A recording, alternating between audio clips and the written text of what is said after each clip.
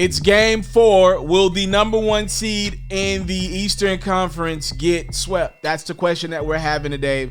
Giannis has got a bad ankle. He's going to give it a go, though, because he's a trooper, the MVP of this league. He tried to give it a go. Heat versus Bucks. And you know what I was thinking about when I thought about this series? Last year, the Bucks lost 4 straight games to the Raptors, and now they're in a dogfight to not lose. More than a dogfight, they're getting their asses handed to them in this fight against the Heat, and it looks like they could potentially lose 4 straight games to the Heat. I'm starting to think to myself, like, yo, when it's competition time for Milwaukee, not only do they lose in series, they don't even win games. Could they change that narrative by at least getting one? That's where we're at with it right now. Can the number 1 seed with the MVP and the Defensive Player of the Year on it, can they at least get one game against the Miami Heat? Let's go right into the highlight. As often as we do these, y'all already know I don't have the box score per usual, but at least I'm consistent. Let me go get my box score here for last night's game. I already did the highlight and all that. Very interesting game from a lot of different angles. We'll get into it more in a second here. So it's 27-15. Looks like NBA kind of fast forwarded through this one. Not much of the first quarter shown. I'm assuming a lot of free throws being shot. Was that Giannis drilling that 3? Okay. Look at Giannis. He was really good in this one. So Giannis goes for 19 points in 11 and a half minutes. And then this happens, y'all. He sprains that right ankle, and you can kind of hear him yelling in the highlight, but reporters that were there at the game say it was a clear, loud yell from a very big and tough man. This dude is tough, but that ankle just gave out. So Giannis is done for the game. The Bucks got to try to find a way to win it without their MVP, their Defensive Player of the Year. So you're missing your best player on both ends of the court by far. And it's like, yo, where does this team go to? Chris Middleton. I do want to say this before we go forward about the Bucks and the Heat highlight. If Giannis is done for this series and the Bucks are able to win, let's say 2 games. Let's say they win another one, right? I'm kind of giving away the highlight, but it is what it is. I don't think that looks good for the legacy of Giannis Antetokounmpo. Not at all. He is going to, and Giannis, you know, this dude was supposed to be a role player in this league, right? He works his behind off, puts on like at least 15 to 20 pounds of just pure muscle.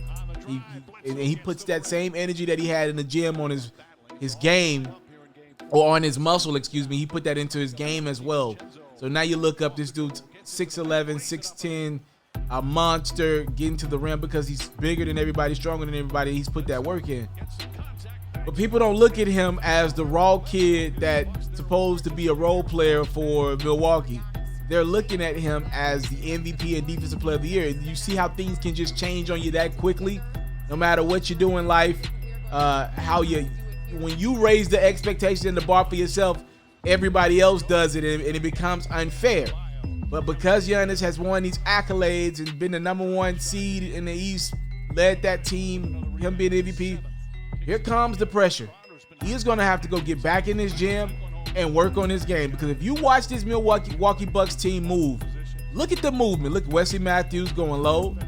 Look at Middleton with the space that he had. No Giannis. You know, and obviously Giannis does a lot of great things for you down low. But Milwaukee, you took that pressure off of them because there was no Giannis. So in their minds, they're like, yo, we can lose this game. Our best player is gone. But they looked so much better than they had in this series with Giannis on the court. They put Middleton at the top of the key, and he was going to work. That's with Jimmy Butler on him. All right, we didn't give Jimmy Butler credit all series for how he's plays as Jay Crowder misses the shot. But now we got to be real about Butler. He was not good in this game, and Middleton lit his behind up. Look at Bam out of Bayou. Bam had 24 and 10, I believe. Yeah, I think it was 24 and 10. Crowder, beautiful pass inside the Butler, though. That was good. You know, Jay Crowder has been playing the best ball of his life. He has been so good for that Miami team. I like this, George Hill. Attacking. All that space to get to the rim. No Giannis in there. Giannis trying to, Giannis was struggling from the field, so clearly Giannis was trying to get like some buckets around the rim to get going. But what comes with that is you clogging the lane. Beautiful pass from Middleton to Wesley Matthews for 3. Middleton played, I think this is the best game of his career. I think so. Kelly Olynyk, that's nice. Well, we had 74-72, 4 minutes to go in the third. Duncan Robinson for 3. Hey now, say now. It's the way you play now. Beautiful ball move. Look at the way that ball is swinging. It ain't getting stuck in Giannis' hands. Look at the amount of threes being, the shot making in this game was absolutely incredible. Middleton. Wow. That's tough. He made a lot of tough ones. Taliaferro made some tough ones. Duncan made some tough ones. Man, you talking about some shot making, boy, by two teams. Middleton. Oh, let me get that. Oh, I'm just coming down court pulling it. 2 for 1. Fourth quarter we go. Miami's up 6, looking to put this series away. Marvin Williams finds Bledsoe. Back to Marvin. That is a tough shot, man. Yo, I mean, I'm fading left. Sheesh. Another one. Duncan got to his spot, though, squared up and drilled it. So, Heat are up 2. Back and forth we go.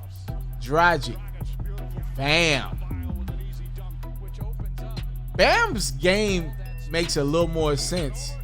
Bam obviously he doesn't have the ball in his hands as much as Giannis, but if you look at Bam's game, look at this beautiful inbound play to Dragic. Beautiful. But if you look at the way that the Heat feed, beautiful play from George Hill. I think Bam has more of a, I think Bam knows where he's going more than even a Giannis would. As Brook Lopez drills the 3, there's some direction to Bam Adebayo's game. Like, you see what he's going to be, right? As Middleton's making some beautiful passes. He goes up top to Lopez. It's a 1-point game. Eric Bledsoe giving the Bucks a 1-point lead with 4:50 to go. How about these Milwaukee Bucks? No Giannis. We still playing hard. This team had every right in the world to quit, but these dudes they had some fight. They got some ego about themselves, some competitiveness about themselves. And I'm thinking, as Bam ties this one up at 104, I'm thinking if this series continues, maybe Giannis can play pressure-free again. Lopez, under 2 to go, gives the Bucks the 2-point lead. 106-104. Adebayo, the beautiful pass to Hero. Getting this guy in a spot that he likes to be in for 3. Let's fast forward. It's a 1-point game with 7 seconds. Middleton finds Dante DiVincenzo, and he's fouled. Dante's going to go to the line and the first. And he makes the second. Let's go. Under 2 seconds to go. Dragic. He clanks it. He had a chance to win the game. We're going to overtime. Butler. Adebayo. They go give and go. Butler, give me them 2. Now you're thinking, okay, Miami's got the closer. They should put this one away in OT. But Middleton wasn't going for it. He played like a closer in this one. We're tied at 109. Middleton, these are some things I hadn't seen from his game yet. 111-109. Milwaukee's back up a deuce. 111-109. Bucks got the ball back. Check this one out. Lopez. No. He's fouled, though. Man, that's been the series with this one, right? Foul and jump shooters. That's crazy. Lopez makes both. It's a 4-point game. Taliaferro ain't done, though. 1-point game. Middleton, with 11 seconds, a chance to put this one away. Watch Middleton pop it. 36 points for Chris Middleton. 116-112. Looks like Bucks will win game 4. Hold on, not so fast. Hero drills the 3. We got a 1-point game. Miami's got a foul. They fouled Middleton. 2.2 to go. That man is money from the free throw line. He's 90%. He ain't missing. I don't care how clutch the situation is. No timeouts for Miami. With 2 seconds, Iguodala's got to do the long baseball pass. He gets it up, but it's not on the money. Bucks break it up. And that is game 4, people. You can say what you want about Milwaukee. You can say what you want about Giannis. But when you end it, at least say that they did not get swept and that they live to fight another day. They got about 48 hours to get it together again. Maybe they believe they figured some things out. Whatever they did against Jimmy Butler defensively worked. And by the way, to be fair, Wesley Matthews has been pretty decent on Jimmy Butler, all things considered. I know Jimmy had a big last game, but all things considered, I think Wesley Matthews has been pretty decent on Jimmy Butler. Chris Middleton with the ball in his hands more. I think we've seen something there. I think a guy like Middleton is not naturally instilled with confidence. But when you give it to him, I mean, he can go. He's got some Ray Allen in him. Obviously, I'm not considering him Ray Allen. But if you ironically look at some of the earlier Ray Allen in Milwaukee, obviously the game has changed so much today. But I think if Ray Allen was in 2020, but it was a younger version of himself, I believe him and Middleton would look very similar. You know, they're both very efficient, great shooters, great at the free throw line, not trying to attack the rim. Middleton's not nowhere near the attacker of the rim that Ray was early in his career. But there are some similarities, even in their personalities, both very aloof, you know. But it makes for a damn good player when they want to be and when their confidence is on. If Middleton could instill the confidence that Ray had later in his career, oh my goodness. Because what that dude just did, you can't, like the way the Bucks can knock down the three-pointer, you couldn't necessarily bring 2 to Middleton because every guy on that Bucks court is capable of making a shot when Giannis is out of the game. You know, you go Bledsoe, you go Lopez, and you go Dante DiVincenzo. You got Matthews for defensive purposes, and George Hill sometimes getting in minutes. So the Bucks got options. For me, it's okay. How do we play this thing with our guards, right? We need Marvin Williams on the court because he brings that toughness, especially with no Giannis. So let's go Marvin Williams, Brook Lopez down low for now. Where do we go? Do we go defense? Do we go Bledsoe, Middleton, Wesley? Or do we go maybe Middleton, maybe George Hill, and then maybe, I don't know, you go Bledsoe.